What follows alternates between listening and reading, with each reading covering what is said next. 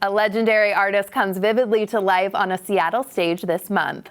In Frida, a self-portrait, actress and playwright Vanessa Severo transforms into the iconic Frida Kahlo, blending music, movement, and powerful storytelling. The one-woman show explores Kahlo's art, her passion, and complex love of life and the philosophy that made her a cultural force. And now performing at the Union Arts Center, this critically acclaimed production is a striking and emotional journey you won't soon forget. Vanessa joins me now. Thank you for being here. Thanks for having me. Yes. One woman show. That is incredible. The play is written, performed by you. Please share a little bit about the performance for us. Oh my gosh, it's wonderful. I'm loving being in Seattle. It's a one-woman show, but I really am having a conversation with the audience the entire time. I also can see like the first 3 rows. So it's really just like a back and forth conversation. But the show isn't solely just about Frida Kahlo. It's about how we can sort of see ourselves and have our own self-portrait. Is pretty much a little dip, a toe dip into there.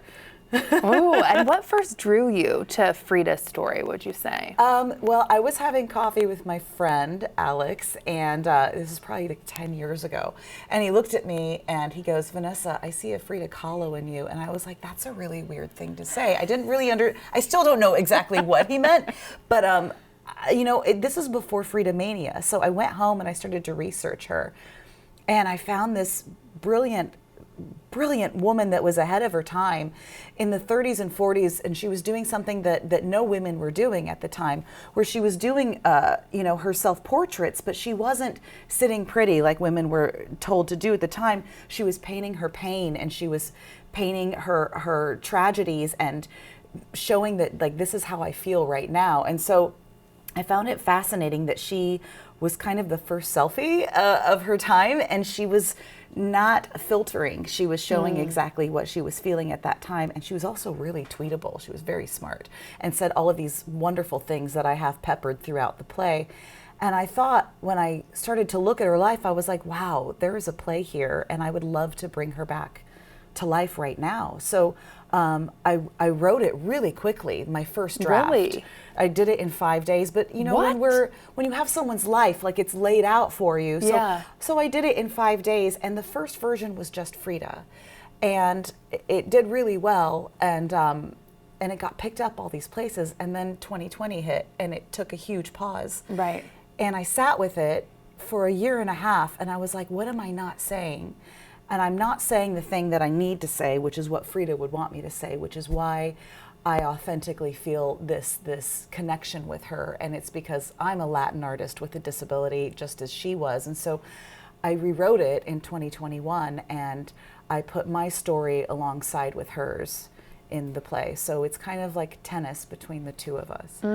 I just got goosebumps. Frida Kahlo to this play. The set consists of 3 clotheslines hung with costumes that become multiple settings or even characters. Tell us about that with this stage focus. Yeah. When I went to Mexico City, because I wanted to immerse myself in where she lived and grew up. She lived her whole life pretty much in Casa Azul. And I wanted to know what that felt like and what the streets smelled like. And when I got there, every building has clotheslines between all the windows. It's this beautiful tapestry. And when I looked at it, I was like, oh my gosh, that's the set. That's, you know, because with a one-person show, you're like, how do I get into these people? And my first version, I just had 1 clothesline. But when I brought on my director, Joni Schultz, she very smartly said, like, how many clotheslines do you think we can have? You know, and how can we puppet these and make magic from them? So it went from 1 clothesline to 3, and they kind of go through chapters of her life. They disappear as the play continues. And she remains such an icon. So why do you think her story is still resonating so strongly today? I think that when we are authentically ourselves, and we can see that we go through hardship or tragedy, but we also can come out the other side of it stronger and better and make art out of it, that is just something that connects with us all. And I think that we like that because there's nothing false about it, and we can reflect on our own lives and do our own self-portrait. Beautifully said. And her life was deeply emotional, often painful. So how do you balance honoring that while still keeping the show uplifting? I think it is uplifting when we can all relate and say, yeah, I've been through hard things, but there is light on the other side of it, you know? And instead of saying like, oh, this is so hard and this is happening to me, to actually say to yourself, like, what an opportunity to grow, you know? And I think that's the uplifting thing at the end of it. What's the hardest thing about doing a one-woman show? I mean, I think the hardest thing is it's a marathon. Yes. So you have to be ready to do that, and it's 75 minutes of just me.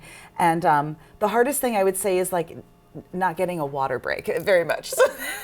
I know that when you're hungry and you're sitting here and you're like, am I gonna get a piece of food or a coffee? I mean, but it's also really rewarding, you know, and to have that, and like the audiences, I mean, very much here in Seattle are very, very connected. Definitely. Well, I can't wait to see it. Thank you so much for being here today and sharing your passion and one-woman show. That's going to be great. Frida, a self-portrait will run through June 28th at the Union Arts Center in Seattle.